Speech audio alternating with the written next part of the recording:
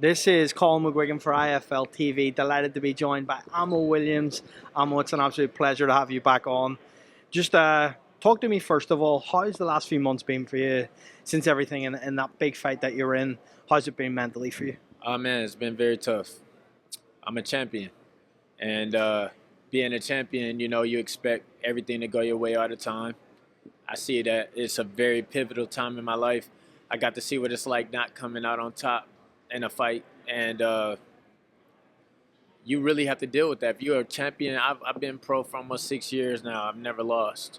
So in that time, it's not like something that you don't think about every day. It's not something that that's not on your mind, or some fighters, it just roll off them because it's not a big deal, or athletes or whatever. Especially in this sport, you got to wait to get back in the ring. It's business.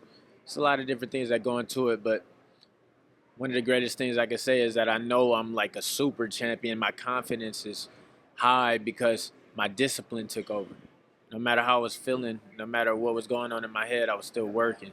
Still have my eye on the world championships. Might not happen in my next fight, of course. It ain't gonna happen now, but a year from now, 2 years from now, when I am world champion and I can look back on what I did, even in the times when I wasn't feeling great, I still was doing what I had to do to be the greatest version of myself. I think you need to be commended because whenever, we go back and we think about when these fights were made, Eddie said you didn't hesitate to take that fight. A lot of people would have shied away from someone like Hamzah Sheeraz, being honest with you, and I think you need to be commended for that because you stepped up and, not to say that you're not at that level, of course you are, but obviously getting beaten, that proximity, it's tough for any fighter. Do you believe that you've come out of that a better fighter?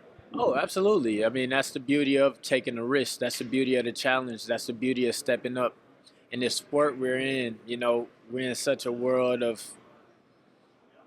people think that you got to win every single fight to be something, but they don't realize a lot of your biggest lessons come from, your losses. And that's just the truth. It's hard to say, it's hard to stomach.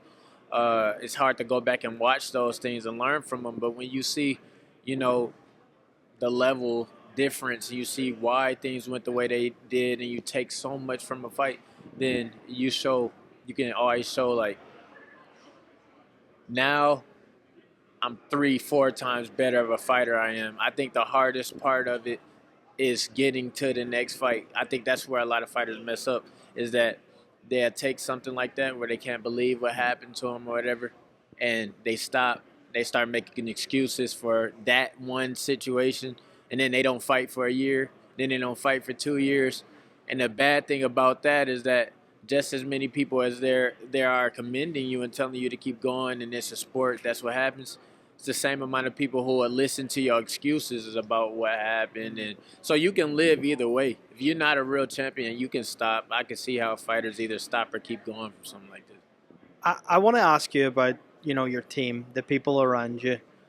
Did you, from a personal standpoint, did you really realize who the real ones were after this happened? Because, you've a lot of people who ride with you when you're doing well, but when it's all going wrong, right, that's when you see the real friends. That's the best question you asked me. Yes. In this situation, it reveals everything. It reveals who's the real, who's the fake, who is just around, with the lights and the cameras, who was just around riding that same wave from the beginning. It shows you who's going to go through the highs and the lows with you. And that's really a beautiful thing because it's like a cleansing of your life. Now I know exactly who I'm taking with me to the top. As hard as it is, it's a blessing and beauty in it because I can really trust the people I'm taking along with me. And I can just say, all right, these people turned their back on me, when things wasn't looking that great, things like that. It's cool. I'm still at the beginning of my career. I ain't even got 20 fights yet. So for me to know exactly who riding right now is a blessing. I think about 2, 3, 4, 5 years from now in my career riding high, showcasing everything I've learned in every fight, from the highs and the lows. I can be so appreciative for the people who's still around. And I can be so appreciative that I have a story of the people who stayed with me from the bottom to the top, no matter what challenges and journeys we had to go on. That's the blessing. That's the beauty of it. When you get into that ring this weekend and you put on a dominating performance that we're used to seeing from Amo Williams, do you believe that this is the slate then clean after this and you can really get back to your best, Amo? Absolutely. Actually, as we approach the fight, and we getting closer and closer, and I just revisit all the time since the second I did not come out on top in Riyadh, and how tough it's been as I get closer and closer to this moment. Just knowing what I'm about to do in that ring, just knowing everything that I can extinguish out of myself. You know, the energy that is going to be in that ring with me is something that I can't even imagine what's going to be done, what's going to happen.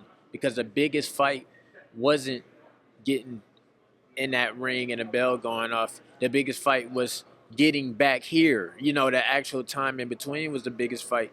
The days when you're talking to yourself and, you know, things ain't, you know how boxing is, you know how critical it is, you know how involved the fanfare is. I mean, some people want you to lose, some people want you to win. So you're going to see that. On the level that I fight, you're going to see, you know, the people who are not with you, the things they have to say. You're going to see the people who are with you, the things they have to say. And I made it through all that, so I'm proud of myself now for being here. And on Saturday night, man, you're going to see the craziest, most explosive performance I've ever put on. And you're going to see a much more developed Ammo Williams because of the lessons that I learned from my last outing. Even just speaking to you radiate a different energy than ever before. It's great to see because, you know, you're someone that really is destined for the top, and you had that little bump in the road, but now you're getting back to your best. I want to ask you a question about Hamzah Sheeraz. Amo, you're someone who lives, you know, your heart on your sleeve, I think.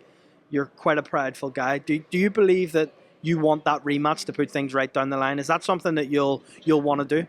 Oh, absolutely. I knew that it was something about Hamzah where I knew that we would be fighting multiple times. I said that in some interviews before our fight. You know, I definitely thought I was going to come out on top. I'm not in any way, shape, or form saying I thought I was going to lose a fight, because I did not. But he knows me. He knows my spirit in there. When you fight somebody, you know everything about him. That fight was a great fight. Could have went either way. With a slight few differences, I can win that fight. And he knows it. And I respect him. I think he's a great guy. He helped me grow and everything, but that's a great dance partner of mine. And I think down the line, us more developed in our career, 25 fights each, 30 fights each. It's super fights to make. It's a super fight to make. But it all comes down to if he wants to have a fight, and it all comes down to me, you know, accomplishing what I know I can accomplish. I go back, go become a champion of the world, and hopefully he becomes champion of the world, because if I'm going to take a loss to somebody, I want it to be a person who's at the top, you know, and then from there we can unify, things like that. The conversation opens up. Yeah, it just all boils down to the roads we take going forward. Final one from me, Amo. Who else out there, you know, I'm not looking past Saturday night for you, but once you do get through this on Saturday, what's the names out there that you'd like to face in the next 12 months? Right now, yeah, like you said, I'm so into this moment right here, and this means so much in my life. I'm not even going to put none of that in the mix right now. I'm going to just totally focus on what I got in front of me. This guy's going to come to fight, you know. At the end of the day, I'm still a name. I'm still somebody that, you know, it's going to be a lot attached to this fight. So I don't look past it as if it's nothing. All my focus is on him. I don't even know about any other fighter right now, if I'm being honest. Well, Amo, thank you very much for your time. Really appreciate it today. And best of luck on Saturday, and it's going to be great to see you back. I appreciate it. Appreciate it, bro. Thank you.